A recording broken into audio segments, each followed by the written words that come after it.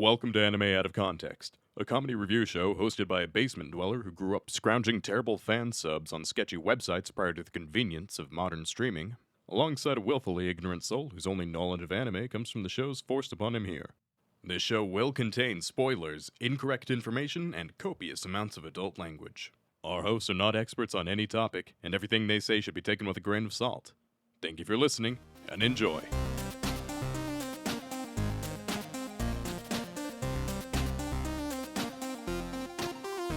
Hello and welcome to Anime Out of Context, the show where I attempt to explain the sometimes weird, sometimes wonderful, but always hilarious world of anime. And this is the part where you would normally hear Rem chime in with a very clever and or witty clip. But unfortunately for all of us who love and adore Rem, which is at least 6 people, I think, 6 very passionate people, he is not here today. For those of you who don't know, I'm Sean Rollins, nice to meet you, and if this is the very first episode of the show you're listening to, welcome aboard. Usually I have a very cynical and very angry co-host to talk about anime with, but this time around is not the case. Today I have a very wonderful and lovely guest, the amazingly talented Nicque Marina. Hey, thanks for having me. Welcome aboard, welcome aboard. Fun fact, you are actually the first real proper guest on our show. How does that make you feel? Wow, for some reason that escaped me, but that's pretty cool. Oh no, that's awesome. I kept that under wraps just to see how you would react personally, because I always find that to be very amusing. That's awesome. Oh man, well this will be exciting. Exactly, it's a big day for you. This is the first step in a massive way forward in your career. But Nicque, tell us a little about yourself. What do you do? What's your thing? Yeah, my thing. So I guess what I'm most known for is content creation on TikTok. And I'm very much based in just a lot of fandoms, mostly anime, Marvel, Avatar, Last Airbender, like almost everything you name it. But I got started in anime. The roots of that was anime, mostly My Hero Academia, like last year, and then it just grew into general anime stuff. So that is what I do on top of being a recording artist and an actor. But people know me for my skits. So that's me. Is that what you do on TikTok, is skits then? Yep, that is what I do. Now, I may not be an old man in body, but I am very much an old man in spirit. So, if you could just briefly explain to me, how do TikTok? How do TikTok? I like to say that like TikTok is like the Tumblr of Generation Z. Okay. Except it's way more what's it called, dynamic, because it's videos, right? It's like Tumblr and Vine combined in one. It's a very wild and crazy place, and where a whole bunch of niches live. And I fell into the anime niche and the Marvel one. Actually, Sebastian Stan, the Winter Soldier, shared one of my skits on his Instagram story last week. Ooh. So that is my biggest flex to date. Oh, hey. Sebastian Stan doesn't even know I exist at all, so I feel like you're doing much better than me. Yeah, now I have to wake up every day conscious that Sebastian Stan at some level knows that I exist. That's crazy. How do you surpass that? How do you surpass the fact that Sebastian Stan has some recollection of your content? That's amazing. I mean, it kind of feels like with great power comes great responsibility. Like I wake up, I'm like, shit. There's people. There might be like actual like some people watching my shit. So I'm like, it may be lost to me, but I think that's a pretty concise way of describing TikTok, honestly. I completely understand, having grown up in the heyday of the Tumblr age. So it's a lot of opinions and a lot of crazy, weird shenanigans. I can get behind that. Exactly. That is exactly the vibe I'm trying to get across. Yep, that is exactly what TikTok is. Fantastic. Woohoo. Well, I'm glad that I better understand that. Maybe now Remington will stop calling me a boomer. It's the wild west out there. But yeah, if you remember Tumblr, then yeah, you kind of get the idea. Fantastic. It meant Tumblr times 5 or 10. So the real trick is you're used to short form videos. This is going to be a long form audio podcast. Are you sure you're mentally and physically prepared for that? It takes. Oh yeah. Yeah. I'm a former Air Force officer. I'm used to giving long-winded speeches. So. Okay, so you know what? Air Force, bit heavier than talking about anime, but that's very interesting. I forgot to mention that telling people about myself. Sometimes I forget that part. I'm like, oh yeah, I'm a veteran. That's a thing Yeah, too. it's a little part, I mean, but really the anime is what people care about. Let's be honest Right, here. exactly. Serving your country, doing the greater good, that's good and all. But we're here to talk about waifus and husbandos. That's the important thing. I mean, honestly, that's honestly more important to me than my time in service. No irony at all.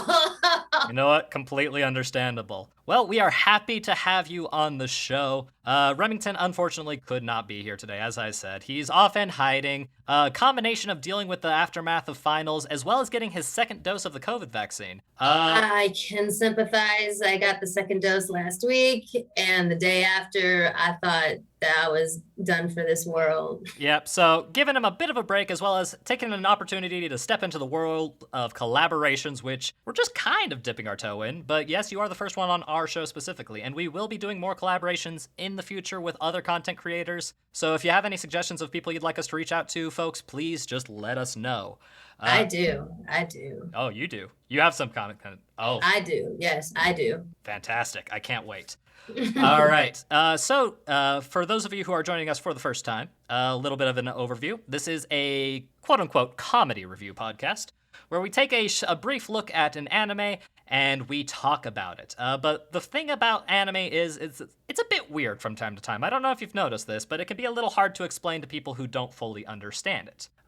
We've all tried to tell our moms about why we love these boys in fantastic volleyball uniforms spiking shots, or these fantastical girls in magical sailor outfits. It's amazing stuff to us, but to other people it seems a little bit strange. So, what my job is I will briefly and as concisely as I can describe the show that we'll be watching today to you and answer any questions that you may or may not have, just so that we can kind of get a good preemptive view into the show before we actually go and sit down and watch it. All right, so do you have any questions so far? Nope, not yet. Fantastic. My question for you, though, first and foremost, before we get into it, is what kind of anime do you prefer? You said you liked Hero Academia and such. Are you primarily a shonen connoisseur? Very much so. I'm very much a shonen person. Funny enough, like I feel like my first anime obsession was Inuyasha, which is I feel like somewhere between shonen and shoujo. I feel like me and my husband were talking about it last night. But I do gravitate towards shonen quite a bit. You like the bombastic action, Yeah, I've always I'm a Marvel girl. I've been watching superhero movies and stuff since I was little, so I always gravitate towards things like that. And if there's a romance plot line, I like shonens with a romance plot line under there. I'm here for Midoriya's journey as a hero, but I also want him to get together with Ochako. I'm like, I'm like, when are they gonna get together already? God damn it! But patience is a virtue. It's shown in anime. It's made for younger lads. You gotta be patient with that kind of thing because they usually think girls are yucky. Unfortunately, I know. Gosh, believe me, I understand it. They're scary. They terrify me. But that aside, I figured that since you're such a big shonen buff, that I would go the extra mile and grab a new show for you. A show that's actually just airing this season. Do you usually keep up with new airing shows, or is it just like your usual week-to-week shonen type of indulgence? I have a balance of my week to weeks and then new up and coming things as I hear about them. So okay, so you're willing to keep up to date, but it vastly depends on the type of show. Yeah, very much so. Okay. Yeah. So I have a very interesting show for you. Do you know much about anime studios by chance? Not as much as some other people. As in me is what you're trying to say. Yeah, probably not as much as you. Okay, that's completely fair.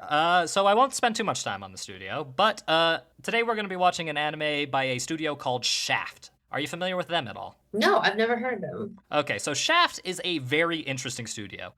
Their whole thing is super hyper stylized, dramatic camera angles, brilliant colors, and somewhat weird story plot lines. So there are things like Madoka Magica. Are you familiar with that one? I've heard of that one. You should watch it. It's very good. Madoka Magica, the Monogatari series. Things like Nisekoi is a Shaft film, but they take it a bit easy on the shaftiness in Nisekoi. They have a very unique style that once you start watching a Shaft anime, you know you're watching a Shaft anime because it's not quite like any other anime studio out there because they very heavily lean into their visual and auditory stylings. And that being said, since you're such a big shonen fan, I figured the best thing to show you would be a violently shoujo show.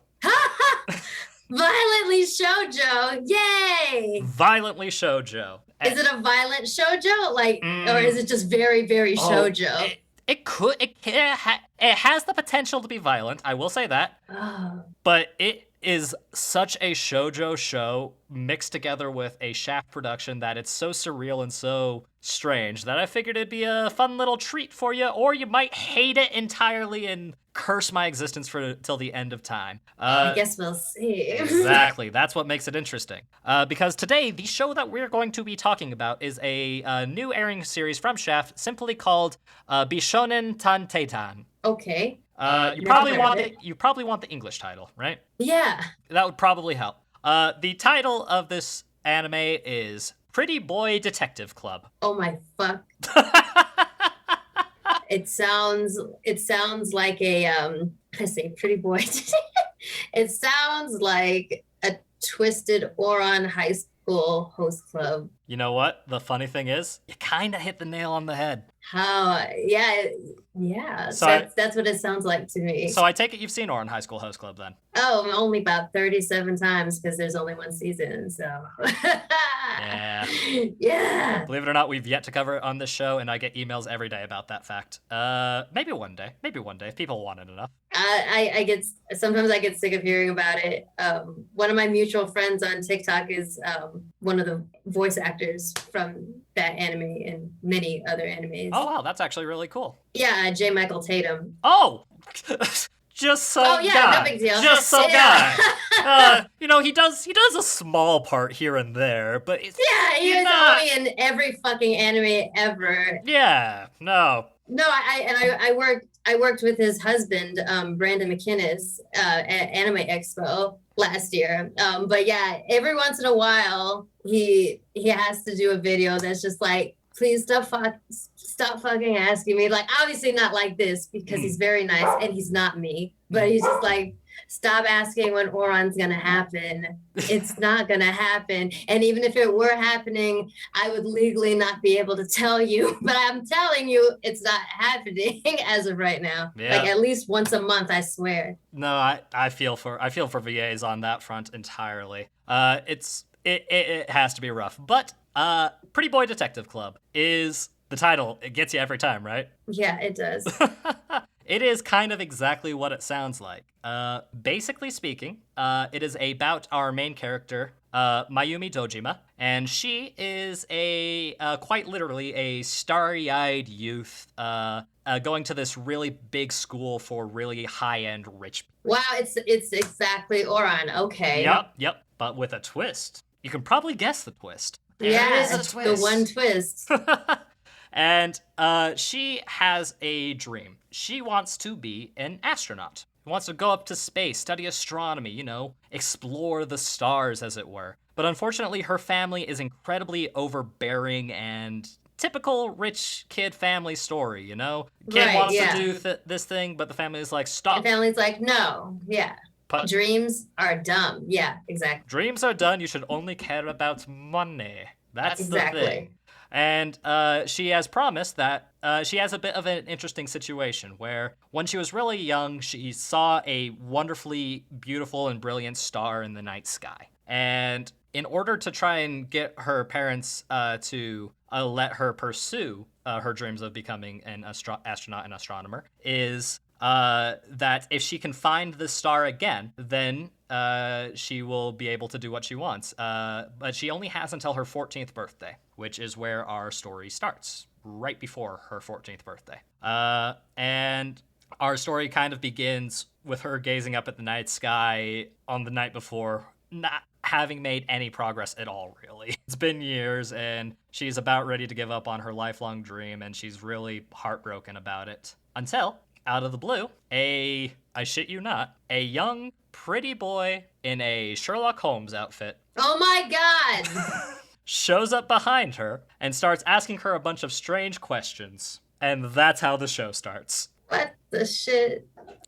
I'm talking like I sound like I'm surprised, but it's like there's a level of me that's not, because I'm a fucking otaku. I know what the fuck it is. Like this is that anime meet cute thing I've heard so much about. Does she have toast in her mouth? If she doesn't, I'm gonna be even more surprised. Yeah, like I'm being loud and being like, what? But I'm like, yeah, of course he would be in a Sherlock Holmes outfit. Yeah, of course. Like none of this actually surprises me, but okay, yeah.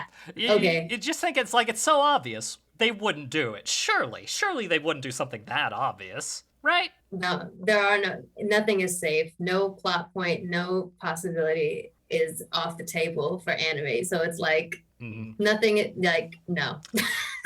Especially in a Studio Shaft production, because I did not know that they existed. Like I'm more familiar with, like, Studio Bones and Viz Media and whatnot, but like all the big shonen ones map out all those shows. Exactly. Yeah, no, Shaft is definitely the major art house style studio for a lot of their productions. And a lot of times it goes really well. Other times it could just be considered artistic bullshit. You never know. It just depends on person to person. But after this interesting encounter, Mayumi essentially hires the Pretty Boy Detective Club, which is a quote-unquote secret club with 4 secret members, and the only rules to joining the Pretty Boy Detective Club is 1 is to be a pretty boy. Yeah, you have to be pretty, you have to be a boy, and you have to be a detective. Those are the 3 rules.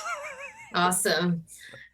Wow. Okay. Yep, and it's all about the adventures of. Oh, did I say 4? There are 5. There are 5 pretty boys. I'm sorry. So there are 5, just like Oran. Yep. So same basic principle, and they all have very polarizing personalities, as you would expect from a what is essentially a reverse harem show. If you're familiar. I was just about to say, I'm like, it's another reverse harem, just like Oran. Yeah, just like Oran. Yeah. And whether or not this goes fully into the reverse harem side of things remains to be seen, because this is a brand new show. They're only about 3, maybe 4 episodes out at this time. Oh, okay. So we don't know entirely where it's going, but it does seem like after she hires the Pretty Boy Club, more plot seems to develop. We don't know at that point. That's for when we watch the show to find out. But essentially, this is what would happen if Oran High School actually had a plot, as well as just somebody took a bucket of paint and weird jaunty camera angles and just kind of flung it at the canvas.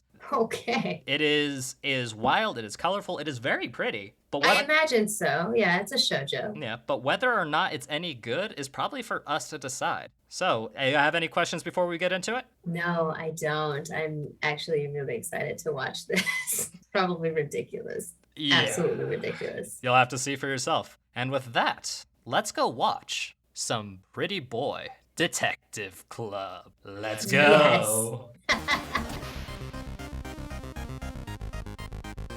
Hey folks, it's your favorite weeb here. I have another special announcement for you. The folks at the Anime Addicts Anonymous podcast were ever so kind enough to invite me onto their show, and this is my formal invitation to all of you to go and give it a watch/listen.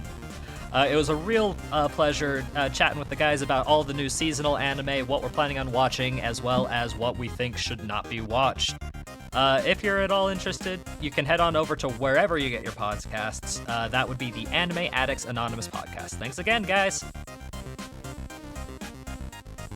Ladies and gentlemen, we are back after consuming 3 whole episodes of the new anime simply titled Pretty Boy Detective Club. Now, Nicque, I told you it would be strange. Yeah, you said it. Yeah, you said it would be strange. But I told you, like, as soon as you said the title, I did a read on it. And I was like, this is a twisted Oran. And honestly, it's like the kind of shenanigans I would expect. Honestly, kinda,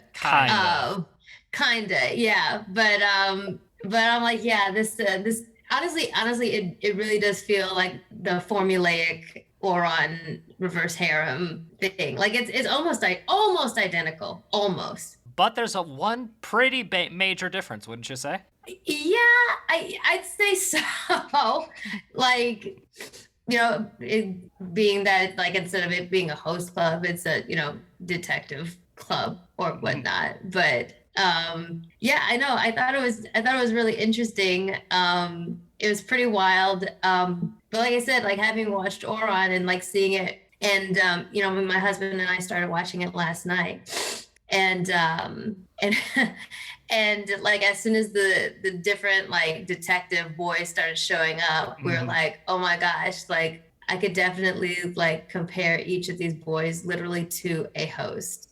Like the types are there, like every type is there, just like in Oron. Right. After all, we have the super pretty delinquent bad boy. We've got the super perfect student council president type. Yep. We've got the complete idiot Boy leader Lolita. of the group. Yeah, completely. The pretty boy Lolita.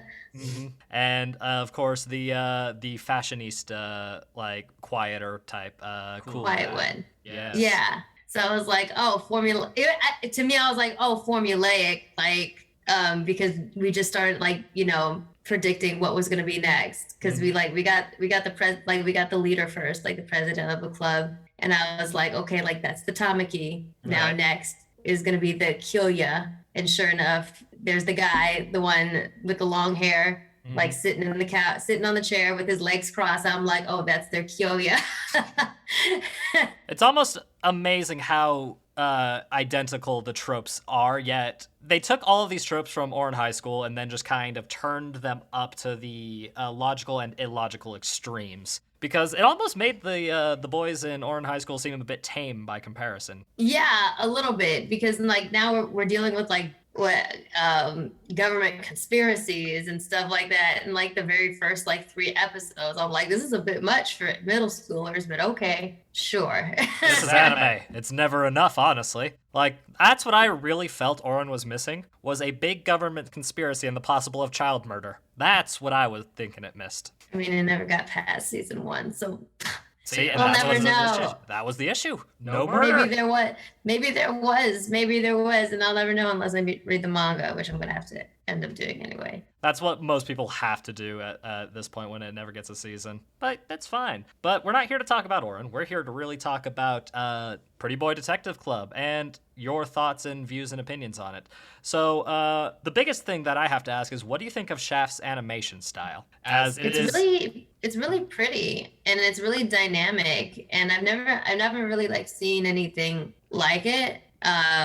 There's I could see what you're talking about like the camera angles and everything, and just like some of the abstract art that they throw in there is pretty cool. And like just different like little styles of art that I haven't really seen before. Because they very much like to take a basic story premise and then move along with it, but to make it their own and their own flavor, they stylize it up to the extreme. Like what could have just been, a girl gazing up at the stars late one night, reminiscing about her future and her dreams, ended up being a stunningly, gorgeously designed character with like literal stars in her eyes, gazing up at the bright cosmos on top of what appears to be a tiny tower on top of some random building in the middle of nowhere, and nearly falling to her death off of a building when a random detective shows up. Yeah, that was extra. I was like, how he pulled her out of thin air. I'm like, yeah, you look strong enough to do that, but okay. Yeah, no, it's not like he's a little tiny Bishonen pretty boy or anything. He definitely has the strength to pull back somebody who's like twice his size. Yeah, a full ass person. Yeah, okay. But it's anime, so we can let it slide for the most part. Unless you can't. I mean, sometimes you want real, solid realism in your pretty boy detective animes. And I can respect that. Not really. Oh, well, then, hey. Not really. Like, when you go on to an anime named Pretty Boy Detective Club, I'm like, I'm pretty sure I can expect anything other than like realism. So, like again, like if you're familiar with anime and like certain shoujo or whatever, yeah, I'm like, you can expect some hyper realism. So, So what are not like that. So after the first episode, what were your initial thoughts? You're thinking, okay, this is Oren, but Yeah. hornier? Question mark? It's a little bit on the like super Bishonen, like, hey, look at these boys. Am I right? I think so. Yeah, I think so. Because there's definitely there's definitely like a lot more of like attention, like as far as like attraction to the boys. Like they really like play up their prettiness. Whereas like, in Oran, they're like, for the most part, a bunch of them are just really goofballs. But yeah, no, I watched the first episode and I'm trying to remember where the first one ended. I think it was on the beach where they were trying to find the star or whatever. Yep. And so I was like, oh, this is very interesting. Like they definitely did. They started doing like a lot of character development pretty early with some of the guys, and I thought that was really interesting. Getting to look into like what each of them, like what's their thing, like what's their niche of talent in each one. So I was like, okay, where's this going? Because they're not just pretty, but they're also talented because... they each have their little thing. One is the orator, one is the cook, one is, the artist, et cetera, et cetera. So I was like, okay, interesting. So, yeah, like by the end of the episode, like the different personalities were what I was like, okay, well, this will keep me watching it, And hey, that's a pretty solid way to have a first episode. Shaft usually does really well with their first episodes. They give you enough stylized and interesting character designs to make you think, okay, I could watch a couple more episodes and see where we're going from there. And what I thought they did really well with this one was the fact that not only are all of the guys interesting, but our main girl also seemed to be pretty interesting for the most part. Yeah. She definitely has that kind of angsty shoujo protagonist vibe, where she's like, I don't like pretty boys type of vibe, but absolutely she likes pretty boys. Let's be real. She likes these pretty boys, and they're growing on her, even if she does think they're all idiots. Yeah, like I think she finds them fascinating. Just like I guess I'll go with this. Like, yeah, okay.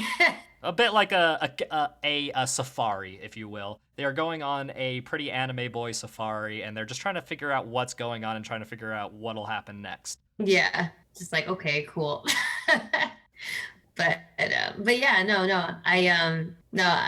I definitely they did a really good job of like characterizing each of, especially the boys.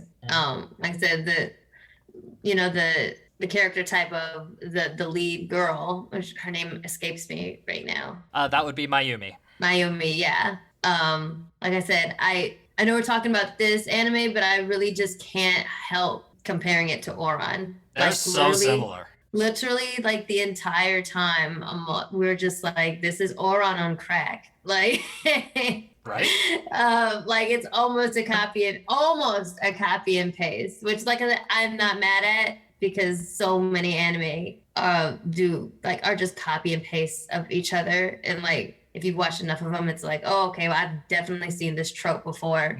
But I'm gonna watch it anyway because it's a new show. So yeah, completely fair. There's something new about it. Yeah. So. And I would say the biggest strength that this has is the fact that, hey, this may seem exactly like Oran High School, just with a Shaft styling to it, but there's actually also going to be a plot surprise. Yeah, very true. Very true. So yeah, at least there's that.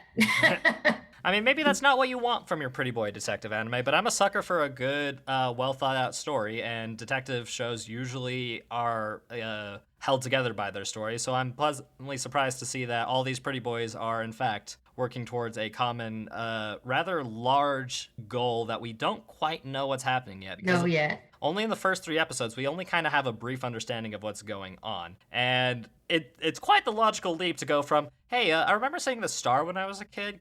Think you can help me find it? All the way to, that's a government conspiracy, son. You shouldn't be messing with that. We've got to hide you. and honestly, like when I first, the more like the first episode went on, because with every detective show, you're like, you try to figure it out too, right? Right. So I'm like, and so part of me was like, I'm pretty sure it was like a spacecraft or a satellite or something. Could be an alien spaceship because it's anime. Why not? Mhm. And so when they're like, it's a satellite, I'm like, oh, okay. But then when the whole like government was after this bitch, like, like all of a sudden I'm like, oh my gosh, she's 14. The fuck, like. Those are the most dangerous people in anime. You can't trust the 14-year-olds. You'll never know what they do next. Like, what the shit? Like, okay. So like that's a turn I didn't expect it to take. I was like, my goodness, like, okay.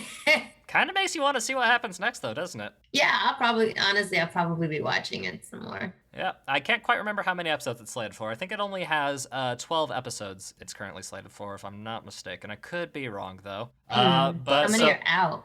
Currently that are out, there are only 4 out, as far as I can recall. I also forgot to ask if it was subbed or dubbed, and I realized that it was subbed. I was like, fuck. Oh, do you have a hard time watching subs? I do have I have a really hard time watching sub, but And this would be a really hard one to watch sub because of everything that's going on the screen at there's the time. so much. Yeah. Yeah. So much. But I buckled down and I was just like, okay. You're able to get through it. That's the important thing. Yeah, no, generally speaking, I like to cover the subs of shows. And a lot of times shows won't have dubs because, you know, sometimes we cover weird, obscure ones, kind of like this one. And they probably don't have dubs. No, and it usually helps us better have a good idea of what the original creators were going for. Because the thing about dubs are great and I love a good dub, but they can also be a bit stilted in trying to tell the exact same thing that the original story is trying to say, because you can only get so many words out and so many lip flaps, and it can be a bit hard to script it, dub in the appropriate way. But yeah, I probably should have checked with you before I sent you on a wild show to see how you'd handle that, but you made it through, and that's important. Yeah, I did my absolute best. Well, that is good to know. So even though you had to do some reading, which I know it's hard for me, reading is so difficult. It's really hard because I have anxiety. And so actually it makes it really hard for me to focus on 2 things at one time. Like you'd be surprised, like just the simplest things, like you just, once you have that, it's like the weirdest things become so like hard for you. So I was just like, oh, fuck. I was like, that was a question I should have asked. Is it sub or dub? But I was like, it's okay. Just like I said, got my binoculars. Yeah, and you managed to make it through. And not only that, but I gave you a sub of a Shaft production, known for their wild and crazy visuals. They're very distracting visuals. A lot going on, yeah. So I'm just like up and down from the screen, like, okay, what am I missing something? Like, don't zone out.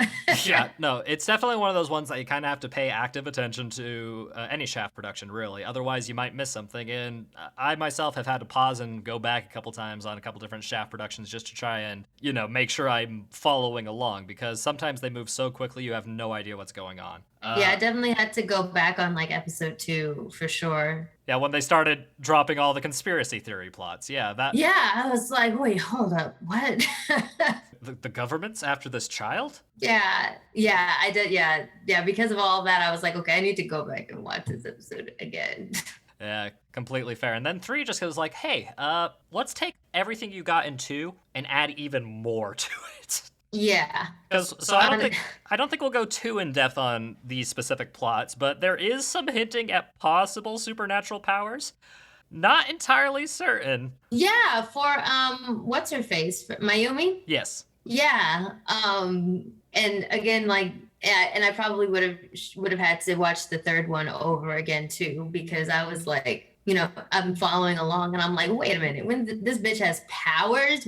Wait, I thought she just could see a star. Like that's not supernatural at all. But apparently her eyesight is good. It's anime level eyesight. I was half expecting a Sharingan to pop out of her eye or something. It was. And she can see through walls. Like, okay. There's got to be more to it. Like, the thing about this show is it does not waste time, and by that I mean it does not stop and let you analyze at its pace. You have to either take things as they come or go back and rewatch things, as are the case with most Shaft productions. Yeah, I mean, but that's good, I guess, because a lot of people have a short attention span. So Yeah.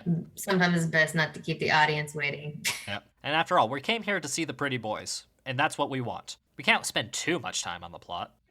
Right. No, you got to get the up and down shots of every single fucking boy from head to toe. Especially of the blonde one, Hyota's legs. Like, yeah, my with his God. fucking legs. I'm like, what in the...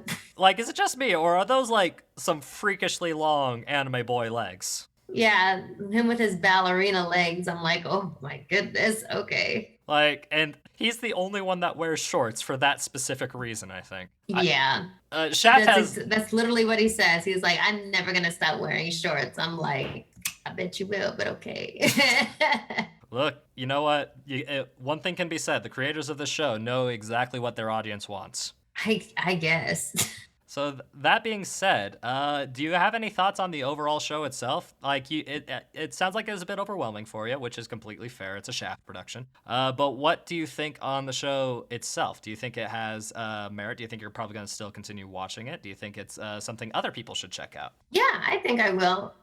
Like I said, and I can't help but compare it to Oran because it's just so much. But there's just like any other show that might seem like a copy and paste of another, which there are so many. Like Black Clover is a copy and paste of Fairy Tail, but it's different. With a more annoying protagonist, but that's just my opinion. Hey, I love Asta.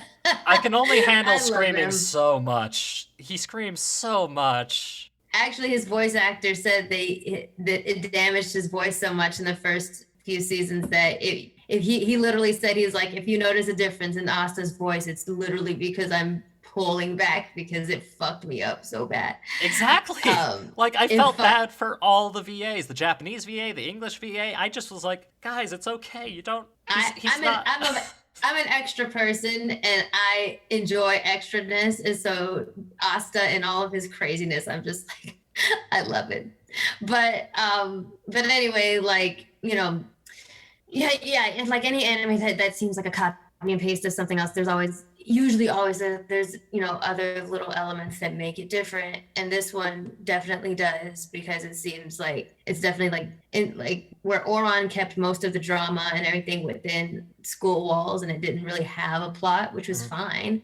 This one seems to have a plot, and it's gonna go. It goes way beyond like just their school walls or like somebody's room, or just like it just seems a lot wilder. And so I think that like if anyone enjoys shows like Oran or like reverse harems and stuff like that, or like familiar with that show and are, I don't know, coming to grips with the fact that season 2 ain't happening, I would push them over to this and be like, check this out. This is kind of interesting. It's very similar, but there's like other weird shit added in, like government conspiracies and possible superpowers and whatnot. So, I mean, I think it's pretty cool. I think it's pretty compelling. And some of like the philosophical points made in the show are pretty interesting, which I tend to latch on to when I'm watching anime. You got to find something that you can take out of it more than just the pretty boys doing pretty boy things.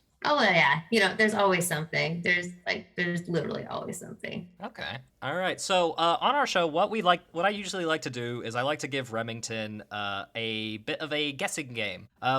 Regularly, I will visit the anime review site, My Anime List. Are you familiar with it by chance? No, not really. Okay. Anime review. Okay. No.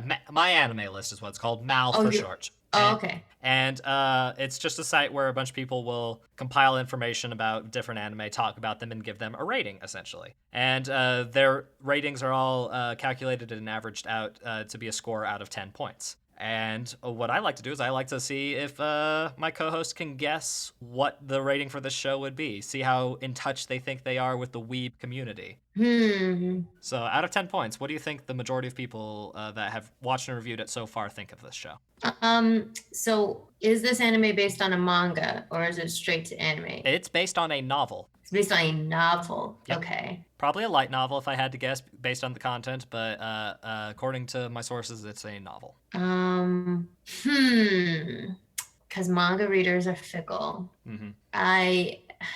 yeah, manga readers are fickle, as are straight anime watchers too, but manga more so. I think a safe score would be like a 8.5, 8.7. Okay. And what would you give it personally? Me personally, based on the first 3, I'd probably give it like a 9. Really? That's high praise. Yeah, I enjoy it, and it's not, and I try to keep in mind that like it's not my usual cup of tea because I'm a shonen person, and so like if I were rating it based on solely like what Nicque likes, I would probably give it an 8 or a 7.5 or something. But I try to take subjectivity out of it and just look at it purely as a shoujo, like separate from what biases I might have. And so I'm like, yeah, no, this is cool. Like the artwork is really great. As a compelling storyline, some compelling philosophical points, and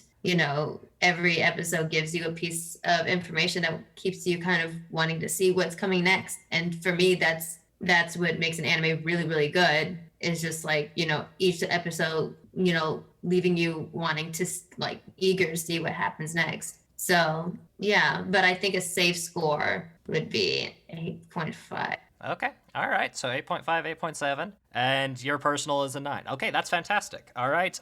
You're wrong. Okay. But hilariously, now the score is probably gonna change by the end of the season, after all, because it is a new seasonal show. But current. You know what? I should. Oh yeah. I should have. Yeah. I should have factored that in because it's a new show. It's a new show, and I have literally had like fans and followers ask me after 2 episodes of the Attack on Titan final season, like, what do you think of the final season? I'm like, motherfucker, it's been 2 fucking episodes. And people are already forming opinions on it. Like, you can't fucking do that. So now that I've thought about that, I'm gonna rate it lower. I'm gonna say it's a 7. Just a straight 7. Around there. Okay. Quite the gut punch at the last minute. That's very harsh. But hey, this is a first look show after all, and you can only rate on what you've seen. So based on that, so with about 45,000 people interacting with this show on Mal, it is currently slated at a score of 7.22. See, there you go. Much closer.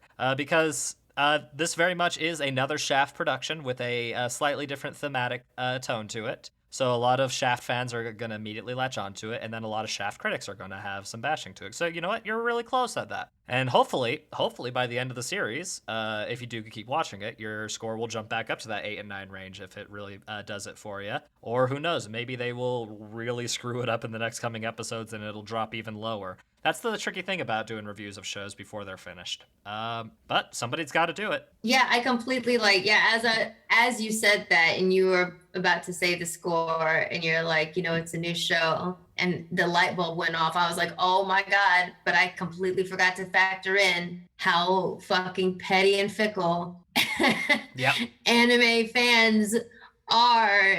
Just the fact that like I said, season 4 of Attack on Titan, season 5 of My Hero, at like episode 1 and 2, I have people, pounding on my virtual internet door, like, so what are your opinions on this season? I'm like, what season, bitch? It's been like, we have a total of 25 to 50 minutes of content. What? How? I mean, but there's so many people, but there are so many people like that. Like so many. Yeah, I mean, with not a lot of patience. And so I'm like, never mind. It will not be an 8.5. It's going to be so much lower. So you're gonna lower the review out of spite alone because of all the whiny people. Yeah, if I'm guessing like what other people are saying, and based on having had to me being salty, based on having to have dealt with the crazy like anime community just on TikTok alone, and just getting a feel for like the kind of people that are out there, the kind of things that they say, the mindset they're in, and just like the fickleness, factoring all of that in, not out of pettiness for the show, but just like factoring in like what I know about people in this community. I'm like, there will be some people like me that are like, that don't know about the studio that much and will rate it, generously. Some will rate it lower if they're like, purely shonen and don't want to be objective. Some are going to love it. But then there is always, like, even amongst the people that are fans of the manga or the light novel or whatever, they're going to be the fucking worst. And they are going to make their decision in the first literally 25 to 50 minutes of content of the anime. And so that's why I dropped it down to 7. Fair enough. You know what? Anime fans fickle. Who would have thought? I know. But so basically, long story short, it's hard to have a complex opinion about something that's just barely started. Very, very, yeah. I'm like, give it a chance, man. Like, some development, like some anticipation, just a little. Fantastic. Well, I think that about covers it. So my final question for you, Nick, is any chance you'd want to go and watch some more of Pretty Boy Detective Club? I mean, honestly, I think I really will. That's fantastic. The plot is thickening. Even my husband is like, ooh, what's going to happen next? So hey, we got the husband approval. That's all we need. He's the shoujo fanboy. Perfect. He is the shoujo fan. So he's like, well, the plot thickens. And so we're probably going to keep watching it. Fantastic. Well, with that, before we get out of here, Nicque, why don't you tell us about you again? Do you have any projects you're working on now that you want to shout out to the world? Do you have anything that you'd just like to share with everybody? Do you just want to insult me for a solid minute? Because I'll let you do it if you really want to. But this is the floor is all yours. What would you like to tell everybody? No, I have no desire to insult you at all. Well, I just had a new song come out called T-Shirt. That's like my first single that I released ever, so that's the latest thing. Otherwise, I am on TikTok every week producing new content. And the bulk of my content right now is Marvel, because Marvel has been on crack since January with their shows. And then there's My Hero Academia season 5. And so those are the sources I'm working from right now. And so besides that, like I said, I have my song that has already come out. It's available wherever music is streamed.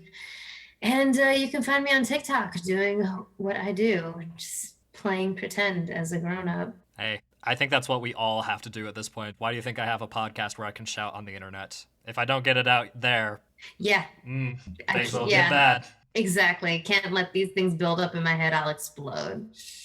And with that, well, thank you all so much for watching. For all the Patreon stuff, I think I'm going to be such a nice guy and not force poor Nicque to sit through all that. Instead, I'm going to force my editor to record a separate little Patreon shoutout section, because it's been a couple months since he's had to do that because we forgot. So I figured giving him some advance would be the nice thing to do. We love you very much, Dylan. And now that that's said and done, thanks again, everybody, for tuning in. We love you very much. And as always, don't fuck your sister. Don't fuck your sister. And since Remington is not available to help with the Patreon shoutouts, I'm taking over. So, fuck off. That one was probably a little aggressive. Yeah, you're kind of aggressive once we have to give you more editing anyway, so I feel like it kind of tracks. It's a little on brand. It's been a while since I've actually, yelled at you and thrown things at you. I've accepted a lot of the editing duties. Thank you very much. It's true, but you didn't have to say those mean things on Twitter. I just felt like it was uncalled for. You know how sensitive I am about my social media presence. All right, so we're going to give a huge shout out, starting with our first yandere waifu, A, followed up with a crazy chef with dissociative identity disorder who's constantly murdering the other personality, Alexander Nasusenyo, Elise Howard, Andrew Rowicki, Andrew Sinclair, Anime Duck, Apostle of the Church of Remington, Ariel Bird, Cheese Monkey, Christian Crawford, Corey Dez 69, Danny Morabito, Darkswarm 713, Darth Pikachu, Erica P, Farmer Wheeler once in Joey Wheeler. Oh god, oh shit. Yeah, go on.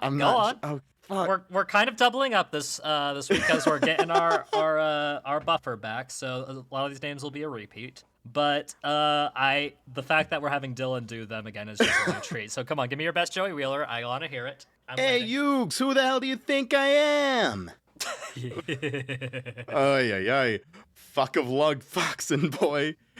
Ghostly Bee She, I need more Joey Wheeler in my life. Well, you just got a really shitty Joey Wheeler a second ago. Glenn Michael Dolan, Hanakawa. Hey Daddy, did you hear about Rem? He's so poggers. Hwood. I can't handle how cute our fucking cat shark is. Like, oh god, look at those ears. Look at them wiggle. They're wiggling.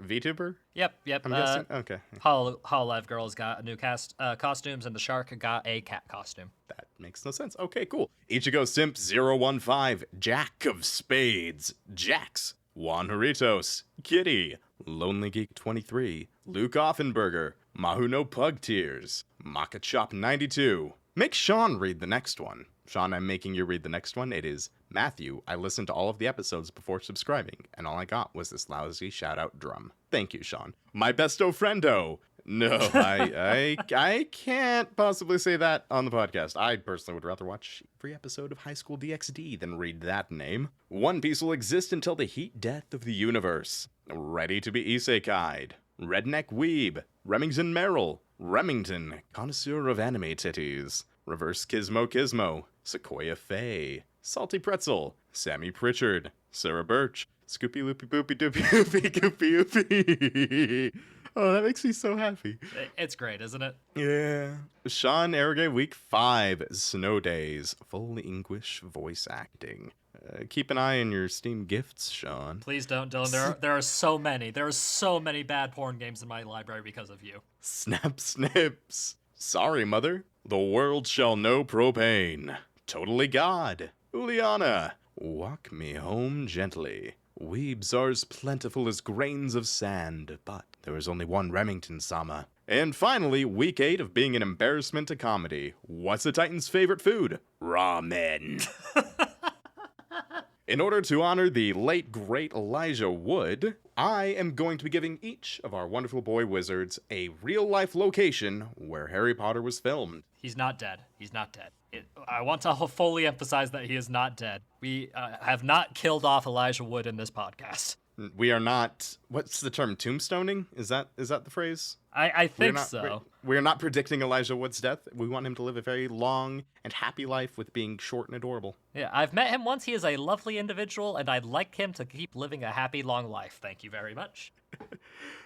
Well, starting off, Connie. I'm going to TPN hell when I die. You are getting Australia House, which was featured in Harry Potter and the Sorcerer's Stone, and it was the interior shot of Gringotts. Okay, interesting. Dedicated sadist, you are getting, of course, King's Cross Station, home of the famous platform 9 3/4, where you can run face first into a brick wall and no one will give a shit. I mean, there's got to be a long list of people who've gotten concussions doing it for a bit, and I'm sure I would be amongst that list if I tried it. I would probably do some sort of weird fun pose, because if I remember correctly, there is a little cart that's half phased into the wall, and you can do a little pose with. Let's see. Enrique Perez Torres, you are getting the Millennium Bridge, which was featured in Harry Potter and the Half-Blood Prince. Features an outdoor shot of the footbridge collapsing. All right. Hinata is a ball of sunshine. You are getting Scotland Motherfucking Yard, which is featured in Harry Potter and the Half-Blood Prince, and it's at the junction of Scotland Place and Scotland Yard, where Harry and Mr. Weasley enter the little box to descend into the Ministry of Magic. I call Bone Druid Daddy. You are getting Piccadilly Circus, which is featured in Harry Potter and the Deathly Hallows Part 1, and it is during a lot of exterior shots. Huh. I live in Ogden. Yes, that one. You are getting the Reptile House at the London Zoo, featured in Harry Potter and Sorcerer's Stone, where, Harry talks to the snake and then Dudley phases through the glass and then he gets crushed and eated. And then he's never seen again. I don't know what edit you're watching, Dylan, but I don't think that's accurate. It was Harry Potter with guns, if I remember correctly. It's also the one where they just shoot Neville in the head and he disappears. As is appropriate. Kazu Morocco, you are getting Durham Cathedral, which is featured in multiple Harry Potter films for the exterior shots of Hogwarts. Cathedral? Yeah, Durham Cathedral. It is located. I don't actually see where, but if you want, you can get a guided tour for £5. Hey, that's downright affordable. Yeah.